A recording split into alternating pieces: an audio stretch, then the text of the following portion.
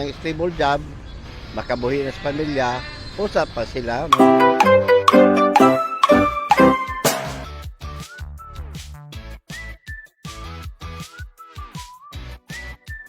So ang buhat ko nila, pa-eskwela sa sila, kunya after sila pa-eskwela, mahaman silang kurso nga gikuha, madabaw sa sila. Then, pagkatapos na ngayon na yung stable job, makabuhi na sa pamilya, usap pa sila, mangita o himoong pangasaunon or pamanhonon.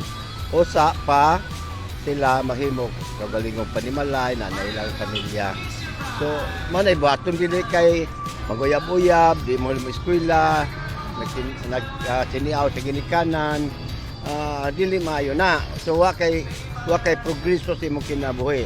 Wa kay improvement sa imong kinabuhi yung nananak. Kay labi na rin mga panahon na lisod na kayo ang atong mga ginikanan, lisod ng tao. Naningkamot na itong ginikanan pagpa-eskwela sa mga anak, unya, din magbinuang lang sila. So, dili nga maayo. Kinahanglan eskwela una, akong usuhon, eskwela una, unya magitag trabaho.